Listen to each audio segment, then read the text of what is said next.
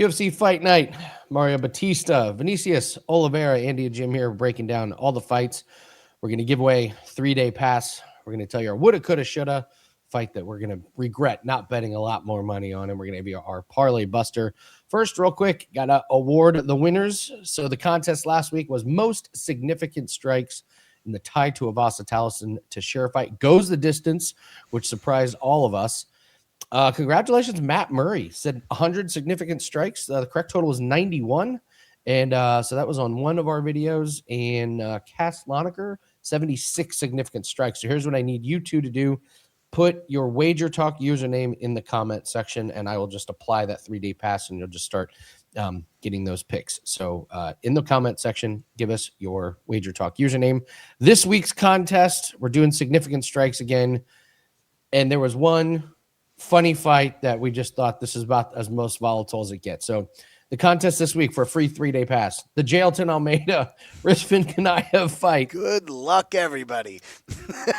Did Jailton Almeida learn his lesson? Is he going to come out guns a-blazing? Is he going to throw 1,000,000 strikes, or is it just back to the old throw 12 strikes? So the contest is total significant strikes combined between both fighters. Leave it in the comment section. Winner gets a free 3-day pass. Got to be significant strikes in the combination of both fighters, Jailton Almeida and Kanaev. Jim, we only had one official best bet that went up. We went low volume. Thank God we did. And we just followed our rules. You fade a Tafa and you fade a Brundage. Boop. Win. Yeah, that was a good one. So, all right, well, let's get into it here. We'll start with the first fight of the night. Priscilla Cachoeira and Claudia Sygula coming to you first. I mean, I did not know Cachoeira was 37 until you told me that. That was a gigantic red flag. Is that enough for you to be terrified about betting on her? It makes me terrified about betting on her. Is it enough to get me on Claudia Sygula? Let's just say it hasn't happened just yet. I need to see a couple things. Again, with a Cachoeira fight, you got to remember, she's still got to make it to the scale. She's still got to make weight. There's always shenanigans with a Priscilla Cachoeira fight. What concerns me, besides the 37, is look at this run of fights not to go the distance in a women's division that is not known for fights not to go the distance. This girl, last decision is against Ji Young Kim, a win. After that, it's just and even before that, Jim. Yeah, it's like a once in a blue moon. Like, it's just violent. So the 37 worries me. Her getting knocked out by Jocelyn Edwards quite early in that fight concerns me, because when you have the nickname Zombie Girl and that zombie goes away, we saw this with the Korean Zombie who turned Max Holloway into a knockout artist in his end of his career, his retirement fight. So the thing with Claudia Sygula is she's not a very skillful fighter. She wants to box. She wants to kickbox. She wants to make everything pretty and stay at range. And I don't know if she has the wrestling chops to exploit the horrible ground game of Priscilla Cachoeira. So to me, the big question is this. At this point with Cachoeira, are we just going to see women who aren't knockout artists knocking her out anyway? Like, is it all her chin? Does it matter if her opponent is a knockout artist or not? Now, Jocelyn Edwards hits hard. I think she hits harder. I just haven't got there yet. Honestly, if you want a safe bet in this, I think you go fight doesn't go. I think you just go fight doesn't go and just ride this train with Priscilla Cachoeira. Why pick a side? Give me fight. You get the under 2.5 at even money. One of these girls is going to look horrible in this fight. I mean, absolutely horrible, non-UFC level. So I would lean Sygula, but I like the fight under 2.5. I think it's Cachoeira that's going to look bad. I mean, her last win since 2022 is against Josie Nunez, and now the cat's out of bag on Nunez. Mm-hmm. The knockout from Edwards was so strange because she hit her once and she just like froze on her feet. I was looking back. You know what it reminded me of? Terrifyingly, it looked like Tua getting a concussion, just freezing, the way, falling over. I am so out on Cachoeira, and Cachoeira comes into the pocket, chin held high, no defense, tries to walk through punches. And I just watched this fight. Arina Alexieva, who might, I don't know what the, I don't know if she's number one, but it's definitely top three of most dipshit like performances, game plans. Alexieva has the ground advantage. And what did she do? Came in with her UFC shorts on fire, trying to swing for the fences, looked like an absolute fool. And it was Sygula's one path to victory. It was literally like, how is Sygula going to win this? Because she's not very good on the ground. We watched Melissa Mullins, get her down and ground and pound her. Alexieva comes flying in, and I think Cachoeira is going to do the exact same thing. I love Sygula to counter. I love Sygula to jab. And the nice thing, Sygula doesn't have to push forward. Cachoeira will do that. Cachoeira will come right to her. Look, Sygula, just you can back up a little bit, bang, bang, get out of the pocket, and I think she's going to do damage. I think the speed is there for Sygula. Okay, maybe you could tell me power on Cachoeira, but you got to catch Sygula first. And I'm with you. This is like Amanda Nunes territory of fights that get finished. Now she's losing, not winning, but yeah, you don't see this in women's MMA. So yeah, the pick for me is going to be Sygula. I am a lot more confident in Sygula than you are. So move on to Gafurov and Wiklacz. I believe that's how you pronounce his name. Interesting to try and figure out Wiklacz here, Jim, because gets the win against Patchy Mix, and I went back and watched that, and I got to be honest, neither guy looked very good. And now, the narrative is, well, how good are the Patchy Mix? It's funny, they have Bautista and Wiklacz on here on the same card, both guys that beat Patchy Mix, but I thought I thought Wiklacz was going to look better against Patchy Mix, and then Patchy Mix looked even worse than he did. Close fight. I thought Wiklacz gassed. I didn't think he looked that great. And Gafurov, I think, kind of has a little bit of that dog in him. He got the gift of gifts. If you're going, oh, he beat Rinya Nakamura. That was when Nakamura tried to show off his striking chops and didn't wrestle. and all of us that bet on Nakamura are sitting there going, oh my God, I can't live bet enough to try and get out of this. Nakamura is legit going to try and show off his striking, and it didn't work. I have no idea how to play this one. I think it goes the distance. Overs is the only way. I don't care who wins this fight. But I don't see finishing ability from either one of these guys in this one based on what I've seen. What about you? This is probably the least interested fight I have on the card to put my money on. I will not be putting my money on this fight. If I have to give you guys a breakdown, it's real simple. I don't think that Wiklacz is really supposed to be here. He was supposed to be a sacrificial lamb. And like you said, if you go back and you watch that fight, it's not him winning. It's Patchy Mix looking absolutely dumbfounded and disinterested in being in an MMA fight. That's how he won that fight. There was opportunities up, down, left, and right for Patchy Mix to win that fight. If you go back and watch it, Wiklacz made so many mistakes. Like you said, gassed, cardio went away. But on the other side, I don't really have much confidence in somebody who's losing to John Castaneda. So if you're losing to John Castaneda, you're not getting my money either, Gafurov. I'm going to pick Gafurov. I'm not betting this. Not 1 cent of my money will be on this fight at all. Nobody can convince me otherwise. I don't care if you're Gafurov's cousin and you heard that he got hit by a bus the morning of. I don't care. I'm not putting money on this fight, and neither should you. Move on.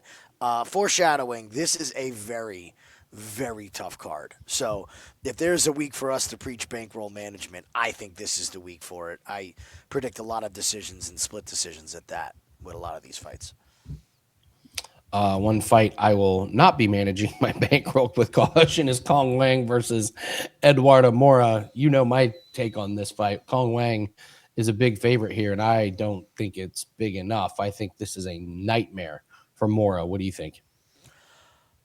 I'll cut right to the chase. I think this is Kong Wang by finish. Tired people quit, and I can guarantee you that Eduardo Moura will be tired by the end of the second round. If not, halfway through the second round. Kong Wang has wised up. She's learned MMA on the job, coming from kickboxing. Yes, she had the big mistake. We know that. Okay? She had the big mistake. It is what it is. You get caught, you get submitted. Gabriela Fernandez is a decent fighter. It happens. She responds with 2 unanimous, one-sided, ass-kicking victories here. And I think this is the curveball. Everyone's like, oh no, it's Kong Wang. She's reserved. She's a decision fighter. I've seen Eduardo Moura like 2 seconds away from looking for the door in fights that she was competitive in. Her cardio is an extreme problem. Her striking is robotic. Yes, she hits hard, but after the midway through round one, it's very hard for her to hit her opponents because her striking is not that good and she slows down. So I think she's going to end up being a sitting duck on the feet if she doesn't get this to the ground and have a dominant second round to make it to round three. I'm predicting a round two, round three knockout win for Kong Wang. I think Kong Wang is going to run through Moura. This is the time to get off of that Moura train. She's fighting a legit fighter, not Veronica Hardy or Lauren Murphy or Montserrat Ruiz. This is a legit fighter. Huge step up. Kong Wang by finish. I was so hoping there was a Kong Wang in rounds 2 or 3. There is. Gotcha. It's Kong Wang in rounds 1 or 2, or Kong Wang round 3 or decision. But I know where you're going at. Eduardo Moura was exhausted in round 3 against retiring Lauren Murphy. Yep. Like the announcers were saying, screaming, Moura's got to get a takedown. She's exhausted. And if you are getting tired against Lauren Murphy, who announces her retirement promptly after the fight, I got lots of questions. She beats Veronica Hardy. She's twice Veronica Hardy's size. I mean, there's just a size mismatch. On the feet, this is a no contest. Kong Wang has the much better speed, and you're right. Against Gabriel Fernandez, she got popped once. Gabriel jumps on the neck. That's it. We kind of like the one loss. And by the way, she was out striking Gabriel Fernandez 48-13 at the time.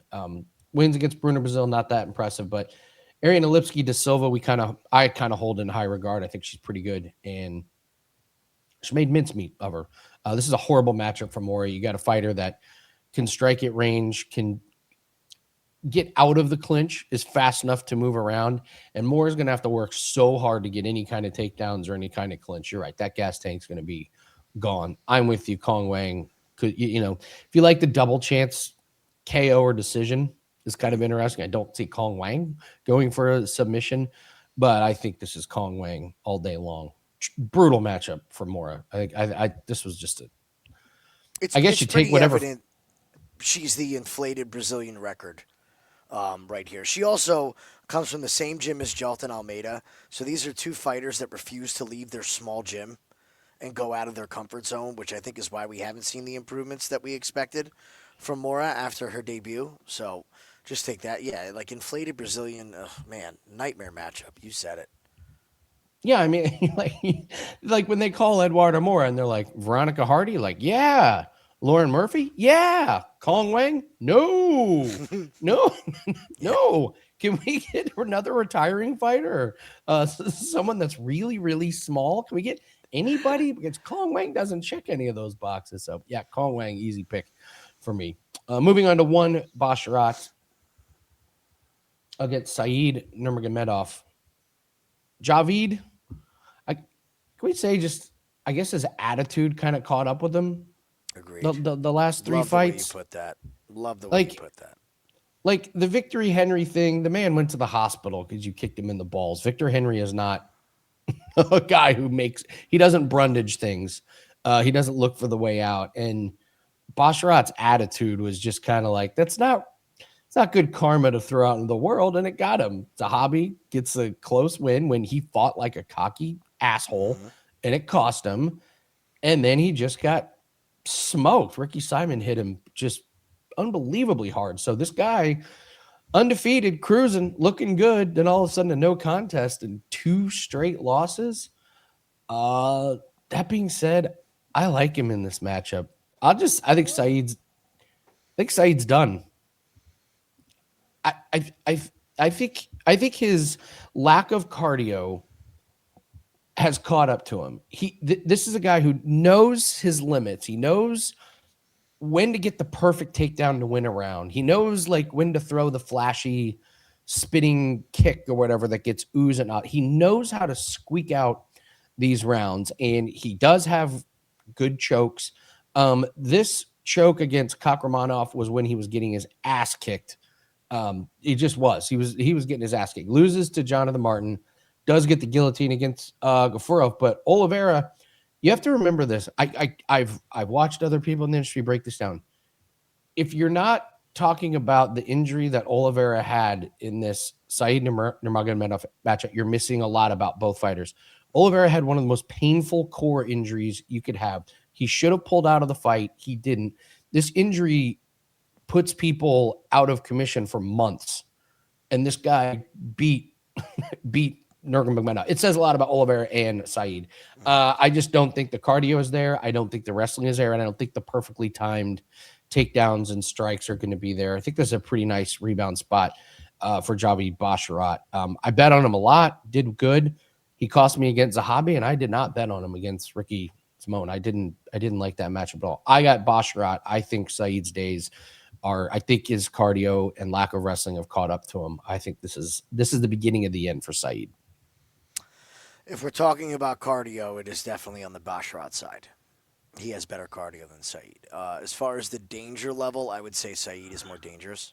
He does have that front choke. But again, how many more times are we going to talk about the one move that somebody has to finish a fight? He's got one move. He's got one chance to finish a fight, and that's locking that choke up the first time that he goes for it, not the sixth time in round 3 when he's exhausted. There's no chance of him locking that up. Now, Javid does have that nice giant head, so there's a lot of head to wrap up in a guillotine and a front choke series there. I had said against the fight against Simone, I thought we were going to see Basharat get back to his winning ways, and my gosh, did we didn't.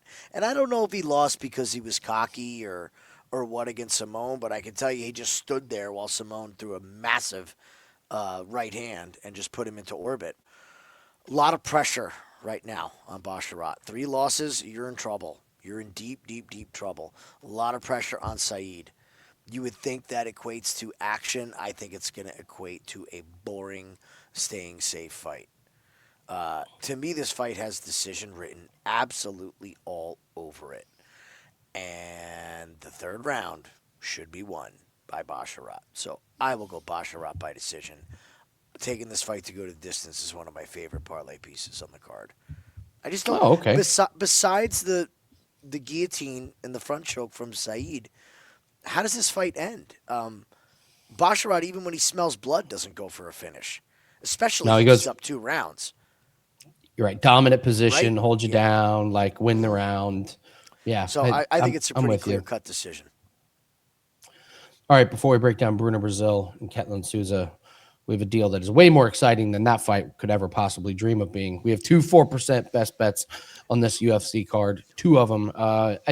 We've decided we're going to limit UFC plays to 1, maybe 2 plays per week. We only had 1 last week. We got 2 that stick out as playable. So more important, though, we're still running the 10 days for the price of 7, and we have a ton of plays. We have the Super Bowl 5% best bet that is up, but honestly, that's just scratching the surface.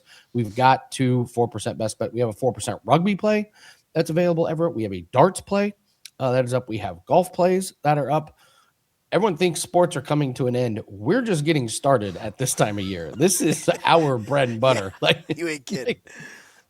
Everyone's like, well, I guess to wait for March Madness and baseball. It's like, I got to get up an hour earlier to get these plays in. So it's a good time to check out sports that we specialize in, markets that you may not be used to, or if you just want to get down on the Super Bowl for one of our best props and you want to get down on our UFC best bets. We're up 23 units just on 4 and 5% plays in 2026. So the big plays when we've isolated spots been really, really good, and 67% in best bets in MMA the last 4 months. So pretty proud of those records. If you have not tried our plays before, 10 days for the price of 7. Really, really good day. You're going to get plenty of volume and plenty of big plays over the next 7 days. That's over at wt.buzz/AL, or just go to wagertalk.com and click on the specials page. All right. I do not have a sexy takedown for Bruno Brazil and Ketlin Souza. Do you? No. This fight, why? Why bet this? I want to bet Ketlin Souza so bad, but this girl continuously drops split decisions. I know. And against Piera Rodriguez and Angela Hill, and like you can make the argument, oh well, she's split decision, One judge sees one round different, and I'm sorry, you're losing. A loss is a loss. To quote Denny Green, "You are who you thought we thought you were." Um, I'm not going to put my money on someone who's going to be that close against a poor level of competition. Now, don't crucify me for saying Angie Hill's a poor level of competition, but at this age, you really should be beating her. You should be beating. You should not be losing if you're a legitimate prospect. Bruno Brazil, victim of the "I'm going to fighting nerds. I'm going to make all these improvements," and then the fight starts, and it's the same Bruno Brazil that we always knew and loved. So, not a lot of faith in the women's division, and not a lot of good results for the women that are transferring into the fighting nerds to fight out of there. I hate it. Hate this fight up down. Any possibility you could tell me, and I would go, sure. Yep, that's going to happen. Sure. Yep, that's going to happen. So, will not be getting my money. Maybe a live bet situation if we can get an edge. But no edge, it ain't worth betting. We'll wait for weigh-ins and see what happens from there. I'll lean Ketlin Souza. That Piero Rodriguez fight was really, really close. I believe that was the one that the announcers and Cormier, that was the ultimate lesson, and don't listen to the announcers and their betting and judging predictions. Because you and I were like, I think Souza's losing this one. And, Piero Rodriguez was kind of on bottom, but she was doing all the damage. It was very Jailton Almeida-esque, who we'll get to. I've not seen any upside in Brazil. Souza, for the purposes of this video, will be the pick, but am I betting my money? Hell no. I did not know Nico Price was taking fights anymore, but then I remembered he has a plethora of children. Yes. And it makes sense.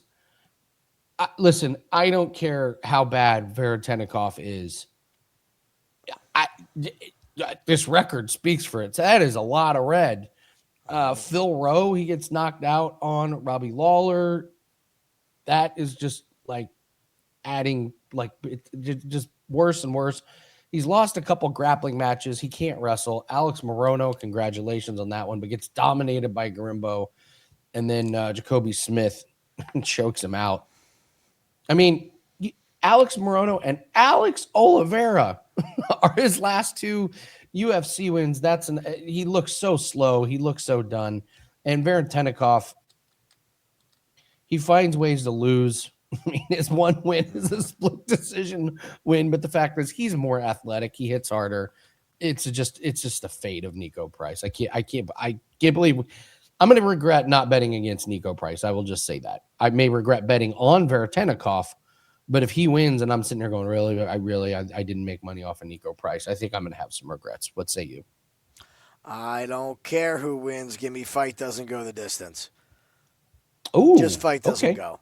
Don't care. I don't even think we have lines on this yet at all. Some of the the other markets have it, but if you're looking, at your TK, no.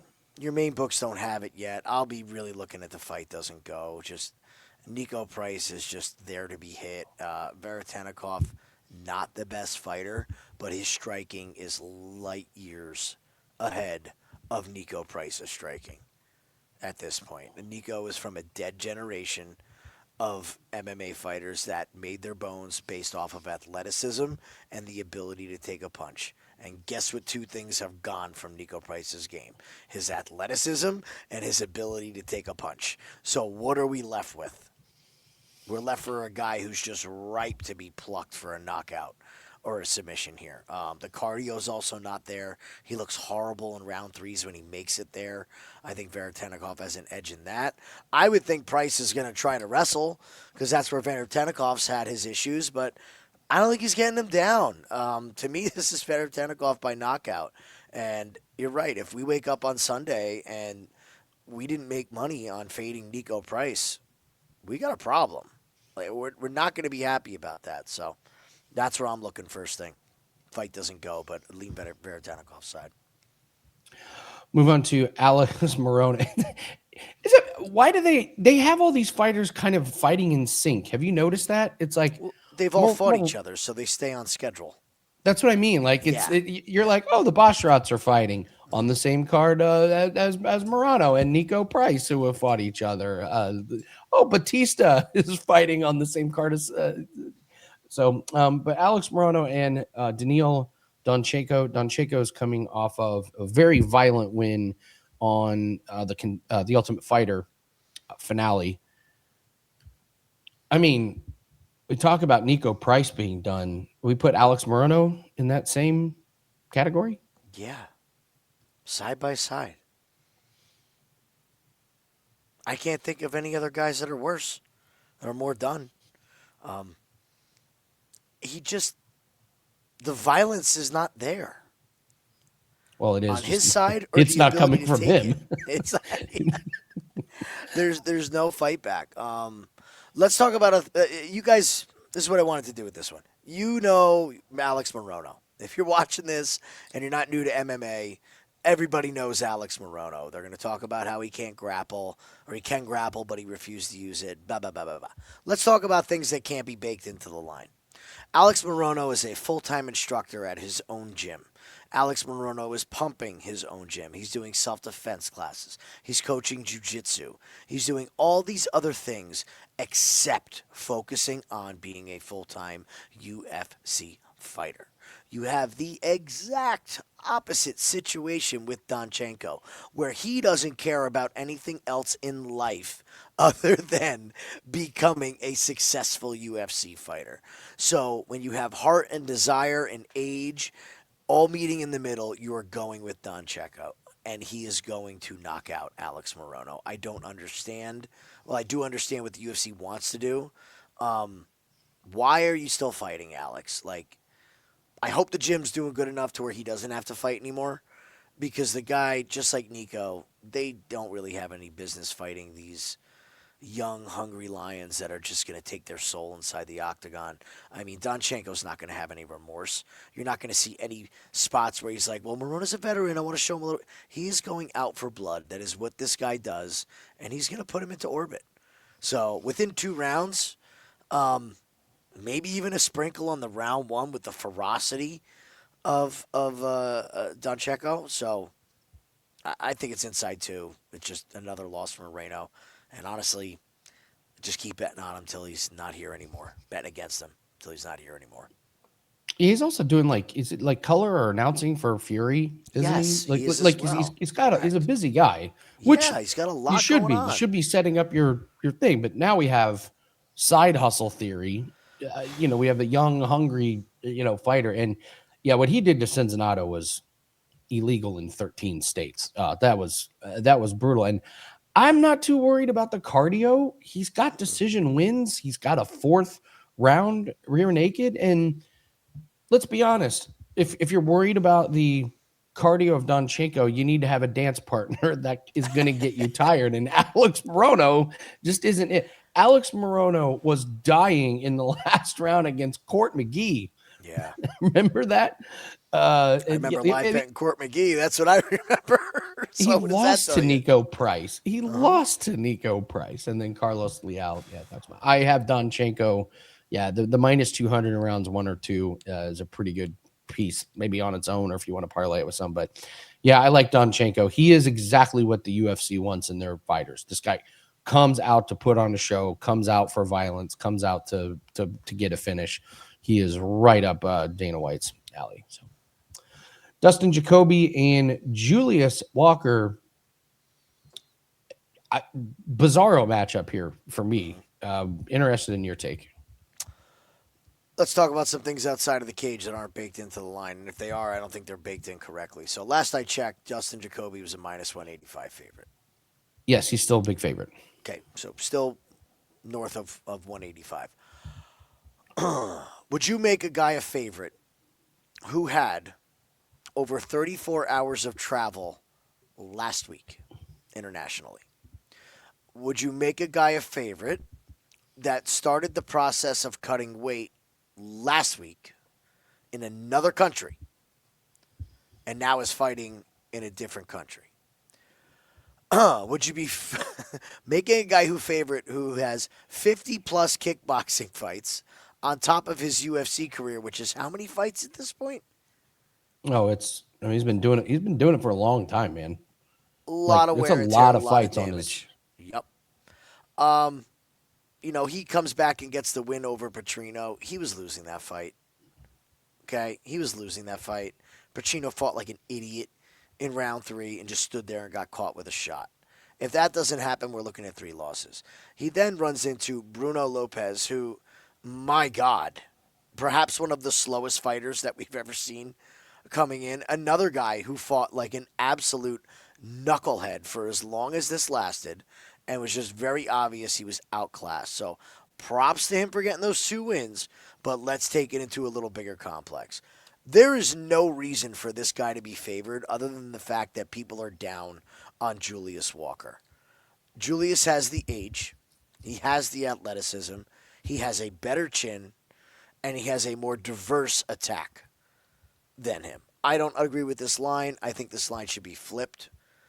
I think it's Julius Walker. I have not bet it yet because I need to see what Dustin Jacoby looks like. If he looks totally fine at weigh-ins, maybe I'm reading too much into it, but that sure sounds like a lot of out-of-the-cage stuff that is not baked into the line of a pretty steep favorite. So I will pick Walker. I think the last-minute travel is just too much to deal with. Your body, you don't know how your body is going to react when you get in there after your second weight cut and start fighting. I think it's a real issue. So give me Walker.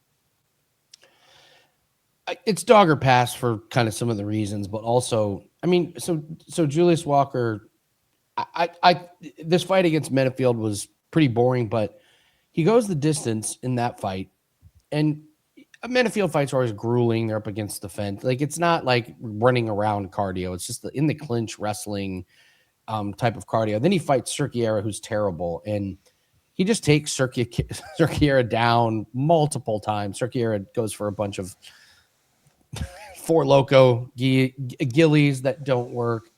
And then he's supposed to fight this Saudi Baldiev, who's awful, and it gets canceled. Yeah, Jacoby takes this on short notice. I don't know. I kind of feel like this is a quick payday for Dustin Jacoby. Like I feel like, hey, could you jump in and you haven't fought since May of 2025. Want to get paid here a little bit? You had 2 fights in 2024, only 1 in 2025. Was supposed to fight Jimmy Crute, and you're right. This process of the weight cuts and it could have a lot. I'm with you. It's probably a no bet. I actually kind of like this fight to go the distance. I'm not sure Jacoby, after the weight cuts and the travel and everything, I'm not sure he's ready to knock guys out. Again, you said the last 2 guys he knocked out was kind of like, Petrino was kind of kicking his ass until he caught him on the chin, and Lopez, fight like a dumbass. Can Walker do it? Yeah. But if Walker works the takedowns, I think this ends up going the distance. I'm more interested in fight goes the distance than anything in this one. So probably not having my money on it, but I also believe, I know that he's training partners with Cody Brundage, and I believe Mark Montoya is their coach. Mark's already said, like, he's kind of done. There was, really? I believe it was Cejudo, right? Who said, like, no matter what, this is our last run together. Like, I have questions. Mark, legendary coach, wealth of knowledge. I have questions about this gym, man. I think a lot of things are up in the air, and you bring up a great point. Are these guys just trying to get paydays in? Like, it's a great way to get a payday. As they can get in before it's like, okay, we're done. We're selling the gym. Like, fight team's done. Yeah, he's trying to fight Jimmy Crute, who has not looked good. Like, his cardio looks gone. Julius Walker, like, it's here. Listen, it's a good point, Jim. You bring up because you have Dustin Jacoby. Okay, so you go from he loses a close one against Roundtree, goes the distance against Mirzakhanov, knocks out Kennedy, loses to Menafield, loses to Reyes, and now you get 2 wins against Petrino and Lopez. Why are you not taking a step up? Yeah, you're fighting Jimmy Crute. You're fighting Jimmy Crute and now Julius Walker? That's not moving up. That's, you got a chance to put a 3-win, 3-fight win streak. That doesn't. And listen, how old is he? He's not winning. I think you're taking what's offered, is what you are. With those names, right? Like, UFC's calling, giving you these names. Might be the only name you're Something getting. stinks about this whole situation in this fight. I think it's a stay away from a money line perspective. So the other Basharat, much bigger favorite against Gene Matsumoto. How do you think this fight goes? I don't care who wins. Fight goes the distance. There's your parlay. Take both Basharat fights to go the distance. We're back. And The hold your nose, Basharat right? over parlay is back. Basharat over parlay. Yep, we're back with it. If Javi cannot get KO'd or submitted in round 1 or 2. This is going to be a great fight. I really, really enjoy Farid's fight style. I love Matsumoto's fight style. I think that Matsumoto could be a little bit outclassed with the stifling wrestling of Basharat. But God, Matsumoto's a good fighter, man. Really, really good fighter. Skilled on the feet, skilled on the ground, tough, both durable guys. I just love decision in this. If I have to pick someone to win, I don't know. Is this which Basharat drops the ball? Like, we've just had unanimous run here. Now, Basharat decisioning Chris Gutierrez, well, not exactly a huge feather in your cap. Victor Hugo, not exactly a huge feather in your cap. Taylor Lapalus, fighting in the PFL, not a big feather in your cap. Clinton Rodriguez, is he even with the company anymore? I don't. What's he been up to? Oh, that's right. Last time we saw him, he was losing to Alatang. Losing to a road to UFC fighter. His win is Shannon Ross. Remember good old Shannon? We need to start that petition, too, to get Shannon back in the UFC. We need a stimulus check. Matsumoto, very, very stiff competition here, but I have a feeling Basharat squeaks it out. I'm going to go just fight goes to decision as the best play here. I'll go Basharat ekes out a split. I got Matsumoto in this one, and I've had a pretty good read on Matsumoto. I sniffed some holes in his game, and we talked about him coming off of the Katona fight. We talked about Rob Font going, there's something about his striking that I think striking defense that leaves himself open, and loses a split to Rob Font. And this fight against Miles Johns, we were all over as well. We were like, he was a huge favorite, and we were like, nah, Miles Johns is going to make life really difficult for him. And listen, Matsumoto won. It was very close. It could have gone either way.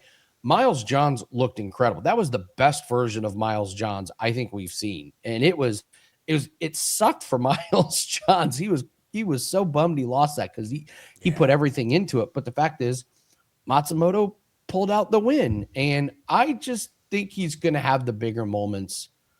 I think he's going to hit a little bit harder and get a little bit more oohs and ahs. Basharat's styles are not exciting to the judges. You have to win either by finish or complete domination. And I don't think Farid can dominate Matsumoto. I mean, you just went over this record. Like Chris Gutierrez, he won, but was that exciting? God, no. There was no big moments in that one. Yeah, Victor Hugo, gigantic unknown coming off a contender series. Like you said, Taylor Lapalus and Clinton Damon Blackshear, I guess, is his decent win, but it's a good win. That's a good win. It's fine. But Matsumoto is just way better than these guys at this point. I think he's got a ground game that can somewhat compete with Basharat, and I think on the feet, Basharat, a little bit more of a point fighter in terms of stone punches at 75, 80%, where Matsumoto can really uncork some 100% shots. So, and really, this is just the price. I was stunned when I saw this price, and it's held 285 minus 290 on Farid Basharat. No, there's no world. Just the price alone makes me say I'm not believing in this one. So Matsumoto will be the pick for me as an underdog. Mikey O, Fighting Nerds version of Mikey O versus Marc-Andre Barriault. I'll let you go first because you love this version of Mikey O.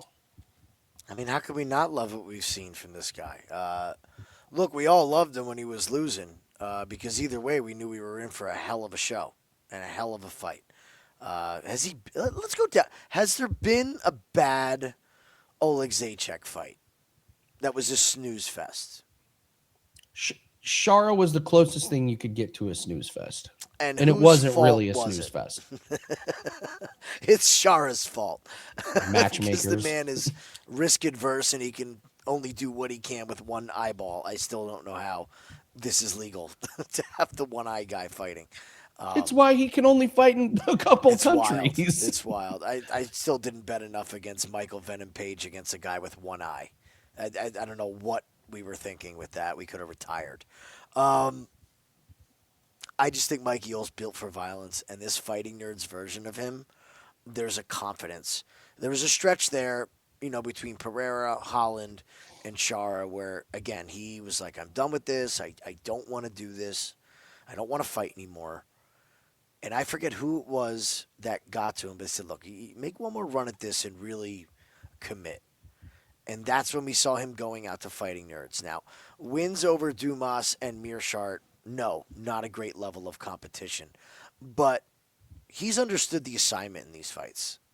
He's leaning on what he does well.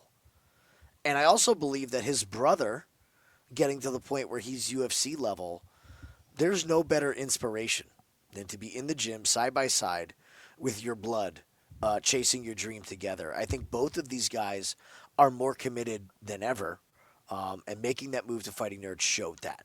I saw what I needed to see from him as far as commitment in his career. Now, Marc-Andre Barriault, on the other hand, what does he do good? He's got cardio. He's gritty. He's grimy. Other than that, I don't really know if there's anything that this man does great. He gets the big win over Bruno Silva. We find out after that, or right before it even in tape study, the mess that Bruno Silva was. I mean, emotionally, physically, just an absolute mess. And you look at these losses. Oh, that Stoltzfus loss. I still remember where I was and the amount of money that I lost when Dustin Stoltzfus flatlined him in the first round. He gets smoked by Joe Pyfer. He loses a split to Chris Curtis, who always goes to decision. Win against Eric Anders? Was that substance abuse, Eric Anders? I mean, Eric Anders is in rehab now. I'm not saying it to be funny. It's just, it was. You're right. It's what went on. Before that, Julian Marquez. Oh boy. Anthony Hernandez smokes him. Jordan Wright. I mean, now we're going down some of these names. I think this is a very good setup spot for Oleksiejczuk. Oleksiejczuk has one assignment. Do not get pushed up against the fence and taken down. As soon as your back hits the fence, you have to circle out. And with a camp like Fighting Nerds, I expect the striking to be on point. The footwork is heads and tails better on the Oleksiejczuk side. I think he's going to hurt Barriault on the feet and go in for the kill. I will be shocked if this fight sees a round 3. I wouldn't even be shocked if we see a round 1 finish for Oleksiejczuk here. I just think Barriault is just too long in the tooth and doesn't have the physical skills to keep up anymore. Yeah, I don't have much more to add to that. Fighting Nerds. Do we have questions about the Fighting Nerds? I think they answered it. I mean, Ruffy's not with Fighting Nerds anymore, but he looked fine, and Gene Silva looked fine. So, yeah, I don't have any questions about Mikey O. So I agree with you. I was on the fence about it, and then I was going and looking, and I was like, well, he went to decision against Shara. Mikey O, that's his one decision in recent memory is against Shara, who just goes the distance to everybody. Yep. Like, pillow fist, but got takedowns on Mikey O, held him down there a little bit. And no, I'm not too worried about the ground game. I mean, like, yeah, you're worried about the ground game, but Barriault has to get it there and hold him there and work for it. And it probably is going to take quite a bit of work, even if it is Mikey O. It's not top a level of bad, I guess is what I'm saying. So moving on to Jailton Almeida, Rizvan Kanaev again. This is the contest of the week. Leave in the comment section how many significant strikes between Almeida and Kanaev put together. Winner gets a free 3-day pass. We want to hear from you anyway. Leave your best bets in the comment section. I love reading what you guys are all over. I will tell you, Sean O'Malley fans are kind of up there with New England Patriots fans. I think I've about had it with Sean O'Malley. Somebody said that I've lost all UFC credibility if I think Sean O'Malley lost the fight against Zong. All credibility. I will say this, sir. I have had way worse calls than that. Like, yeah, we have way worse than you thought that was bad. Oh man, I'm with you. I think the Sean O'Malley fan, not the fan, right? Because we all like Sean O'Malley, like to watch his fights. We love Sean O'Malley. Yeah, we love Sean O'Malley. But like the guys who are like buying the Sean O'Malley T-shirt, buying the wig, to betting win the on event. him. Though, yeah, betting on him. Like, oh, great hindsight. Love their bet. I think they're about as delusional as Sean was when he was saying he was undefeated. Honestly, so it's okay, guys. The fight was 2 weeks ago. We can stop talking about it now. Let it go. Let it go. All credibility means I had credibility coming into that video, sir. All right, all right. Jailton Almeida and Kuniev. This is the ultimate. If you bet on Jailton Almeida, you're going to look like the biggest moron or the biggest genius. This is the ultimate woulda, coulda, shoulda, or boy, do I need to hang it up. I could lose all UFC credibility on this fight, Jim. How do you see it going? I mean, dude, this is first of all, props to Andy for his segue into this fight, because this is the one where no matter what we say, we're going to get the comments next week. You're out of your mind. Kuniev should have killed him. He did kill him. You can't trust Jailton Almeida, guys. Good luck. Have at it. It could look like an absolute gift of a price. I get it. He should win. But the guy doesn't like violence, and he's in a sport where it's the main source that you need. You need to be violent to be a cage fighter. He's become risk adverse, and it got him in trouble with Volkov. His lack of aggression against Volkov was a real problem. To just assume, because you get a takedown in round one, that you're going to be able to do it for 2 more rounds and hold the guy down is naive. It's a symbol of bad coaching. If you were with us on the live show last week, you heard my rant about bad coaching. And some of these guys are just stealing money from fighters. And don't come at me like I'm saying something that other fighters haven't been saying for years. These guys, a lot of them have no business being cage side at a fight and collecting 10, 20, 30% on their bad negotiated contracts with these fighters. It is robbery, and I'll leave it at that. I won't rant that much longer. Jailton Almeida is from a small gym, and I don't think they're making any improvements with the guy. He's just resting on what he could. If we look at Almeida's track record here, he moves up to heavyweight. Well, why does he? Why does he move up to heavyweight? Because he sees a bunch of double-lard heavyweights that he thinks he can out-athletic, and that's what he's trying to do. He's not trying to have fights with these heavyweights. He's trying to grapple them to a decision and control them. So can he do that against Kuniev? Unfortunately, I think he can. Kuniev has not been pushed at all since his return. I still have questions about the supplements that he is possibly taking. The belly that he has somehow come across now that he's not on all the steroids. Yeah, but is it like one of those like world's strongest man bellies where it's just full of HGH? It's just a belly of HGH, a bloated belly of it. I don't know. Just this fight is just ugly, and he gets the win over Curtis Blades. Well, let me ask you guys. What does lost. Curtis Blades do? Lost to Curtis Blades? He lost to Curtis Blades, and Curtis Blades, it turns out, blew out his knee. Blew out his knee. In that fight. Did not wrestle, right? It was kickboxing Blades because he couldn't, and he still loses. But I can't trust Almeida. I lean Almeida. I'm not going to bet this. I'm okay missing out on it. I can't bet a guy who refuses to get out of his comfort zone. I can't. I'm going with Almeida. Listen, okay, he looked horrible against Volkov, but he did finish Spivak in the first round. He did finish Romanov. He's got it in him. And he lost to Curtis Blades because he was trying to be too violent. He was trying to work way too hard for the takedown, and Blades was just elbowing him, but he's got it in him.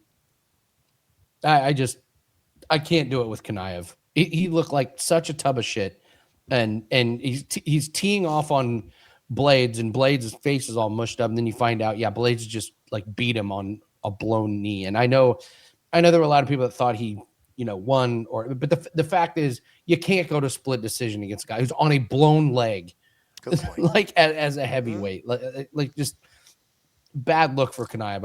I don't believe in him. And remember the guy he fought, Hugo Cotto, who just gave up on Contender Series. He walked Yes. out and it was like his eyes were the size of dinner plates. And you were like, this guy's done.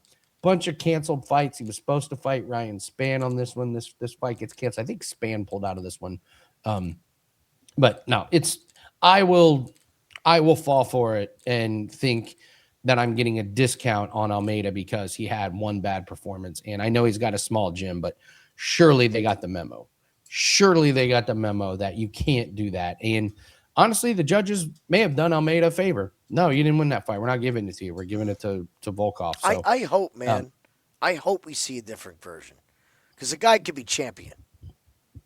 yeah, he's good. He's damn good if he can just put it all together. Wouldn't you love to see him like American Top Team or Yes. just like Yes. just, Like, it's- dude, if it's about So- money, we'll start a GoFundMe. Like, whatever you need, man. Whatever you we'll need. invest. Reach We'll out to your invest. boys, Andy and Jim. We'll do what we can. Get yourself to Absolutely. a big gym. You got a chance to be the dominant champion in this division. We don't know what's going on with Tom Aspinall right now. I mean, there's turnover. Let's go. Now's the time. Are you worried that there's it's an outside chance, but have we seen the last of Tom Aspinall and Shavkat Rakhmonov? Like within Both of them will never be the same. I hate Yeah, to say sadly. it, they will never be the same. Tom Aspinall will never be the same, and Shavkat most certainly will never be the same. Shavkat will absolutely 100% never be the same.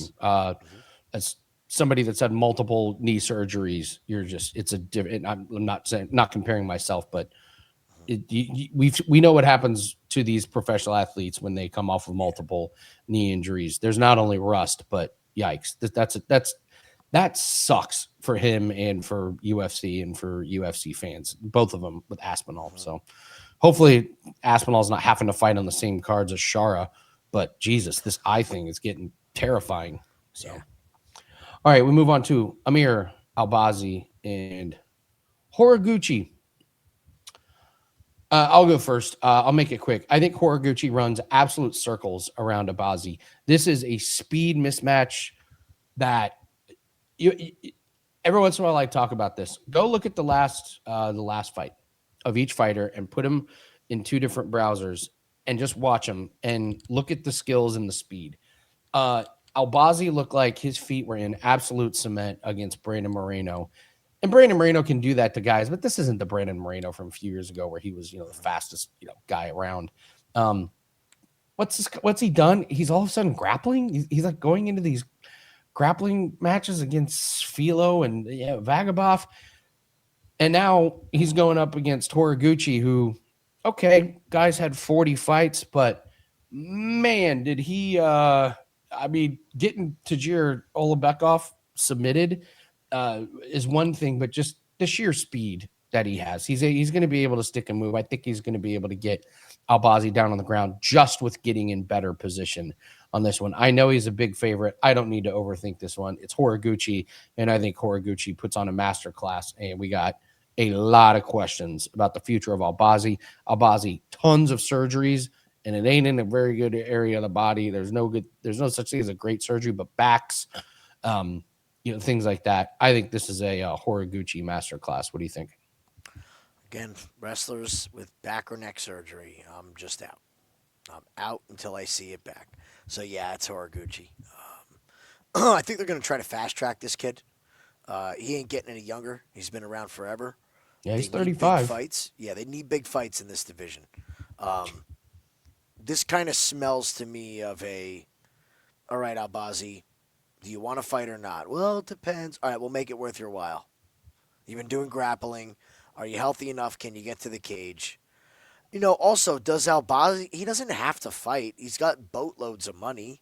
He comes from royalty. With a why are you nickname like taking the this? Prince. Yeah, it's not a coincidence that that's his nickname. I think this is a building block for Horiguchi to get him into a big fight in this division because this division needs some new blood. It needs new blood. It needs new matchups. So I agree with you. I think he's going to run, like the way you said that, circles around Albazi. The footwork is going to be a major problem, and the hand speed is going to be a major problem. And he can hold his own in the wrestling. Albazi's not going to be washing him in the wrestling by any means. He will work his way back up. And we move on to the main event. If you guys please hit the like button, really, really helps us out. Again, comment in the comments section. Total significant strikes, Almeida, Kuniev, and you get a free 3-day pass. With Mario Bautista, Vinicius Oliveira. We love Vinicius Oliveira here, Jim. Like, he's done very, very well for the pocketbooks on us. So we've had good reads on him. So can he get it done as the underdog against Bautista here? I think he can. I most certainly think he can. Now, I'll rewind a little bit. Last week's main event, we were talking about how we love Volk. We have him betted. It was this, it was that. We had to wait and see. And again, like I said, if you give me 5 rounds, you give me 3 rounds to figure out a fight, and you're going to give me that extra 5, we jump on a live bet on Volk in round 2. That looks like some of the easiest money that we possibly can make all year. To me, this is kind of the same situation. I think the trigger's got to be pulled a little bit sooner. I think we're going to learn really early what we're going to get out of Oliveira. I think we know what we're going to get from Bautista, don't we? Like, we pretty much are going to get the game plan of the sorry, you got wrong guy up there. Who was it? You want Bautista? Last? Yes, please. Umar? Yes, Umar. Patchy. Where it's that hold up, the Patchy, the hold up, the Alzo, the hold up, the stall. I think that's who we're going to get from Mario Bautista. We're not going to get the guy that's going to put up a massive amount of significant strikes and take risks. He's going to play to the point that he can win decisions, and that's what he's figured out how to do, is win decisions. I don't know if that's going to be enough against Lok Dog. I just don't. The guy is so violent. He hits so hard. I believe the moments from Oliveira, this could be a situation where he's winning most of the rounds, and then Oliveira hits him with one big shot, and we've seen these judges. What do they love, Andy? They love the oohs and the ahs. And guess who's going to be getting the oohs and the ahs in the Apex? It's going to be Oliveira. So I like Oliveira. I think he's worth a shot. We made a ton of money on him. I don't see any reason to get off him. Both these guys, big wins, a lot of wins recently. I'm going to ride the momentum of Oliveira. I think he wins this fight. Yeah, it's a price thing. I just think this should be closer to even money. Goes the distance against Simone. That was such a weird fight. Both of them got hurt in that fight. And then, I did the thing about the Saeed Nurmagomedov fight, just finding out the injury. The fact that he fought Saeed is one thing. The fact he won in the manner that he did. And then we predicted this Kyler Phillips to a T.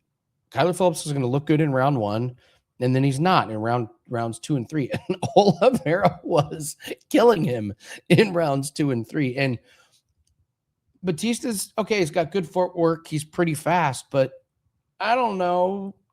Got dominated by Umar. He had one good moment. Win against Patchy Mix. I don't know. He did his job, but that win just doesn't look that good. And then we're back to the Jose Aldo fight where he just held him up against the fence and didn't do anything. And Oliveira is going to have this style that looks great, especially in the Apex, where he's walking forward with his hands at his hips. And then he throws massive shots. And even if Bautista blocks him, they just look big. And Oliveira is ripe to be hit with quick jabs and such. But they haven't been able to do it to him in the UFC. And I know it's 5 rounds. I guess on paper, Bautista should have the cardio advantage. Are we sure?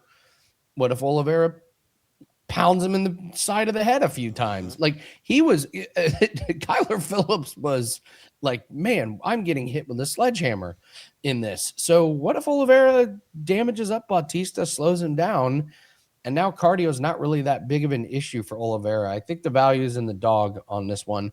I might be chasing here because I made so much money on Oliveira.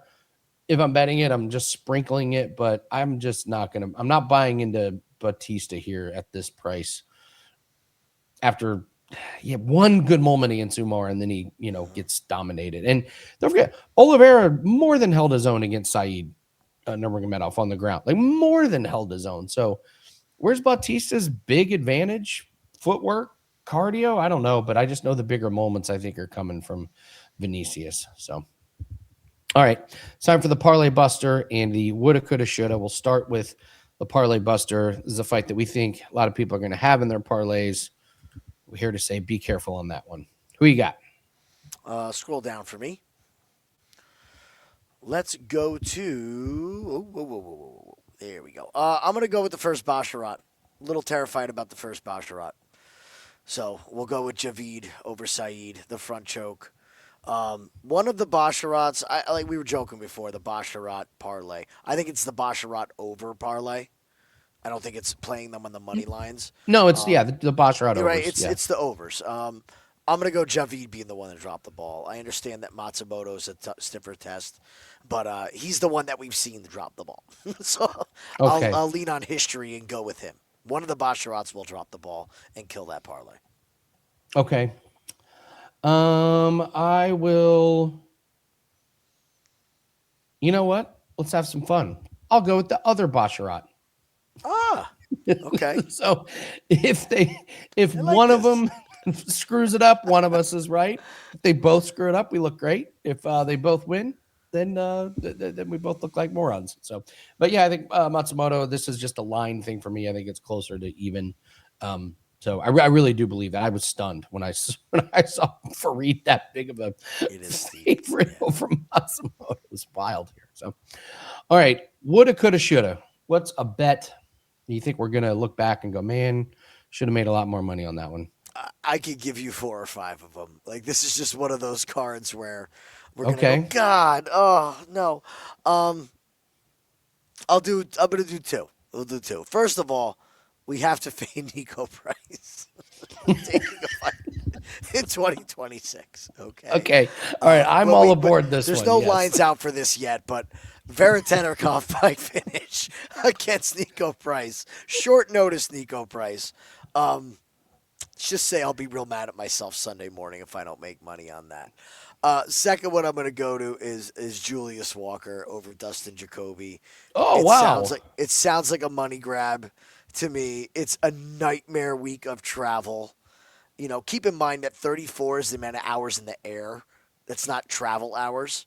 You're looking at more like 4 days, 5 days of travel between packing, airports, customs, the whole 9. And going through the emotions of cornering a guy and having him get KO'd. Thank you, Cody Brundage. Yeah, adds to the stress level, doesn't it? Can you imagine being a quarterman of Cody Brundage?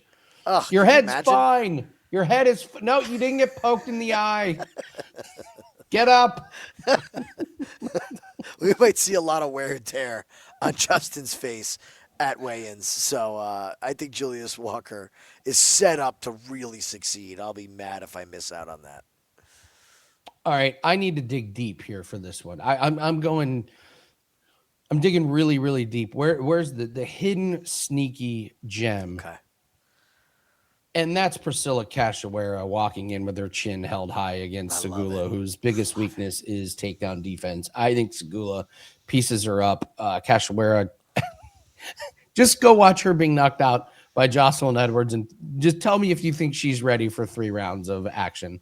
I do not. I think this sets up really nice for Sygula. Bad stylistic matchup and at a very fair price, minus 150. I think this could look like minus 300.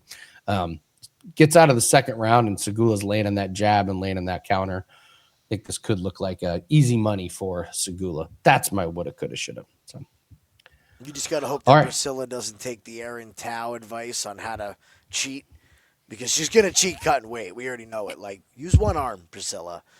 Don't put your arms all the way over and hold yourself up. Like, I mean, early candidate for most hilarious, like, dumbass moment of the year. Like, that guy's never going to get a UFC. Like, missing weight and trying to cheat by putting your elbows on the box. I mean, maybe there, you know, everyone loves a good redemption story. Who was the guy that bit the I can't remember his name. Who was the guy that bit the guy? They cut him like that night or like the very next day. I could totally see that guy getting a fight against Aaron Tao if they're in the same division, like the redemption match on Contender Series.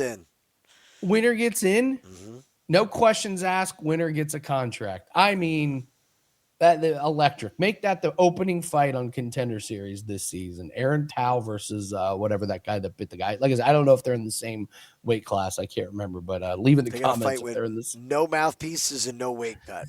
Just send him in. Just show up. Whoever wins. Do it like the old school where they're no they refs, just fought till it was over. Out. No, there's no rounds. Yep. Like you just That's it. Could be 3 minutes, could be 40. Yeah, make that fight happen. Contender Series.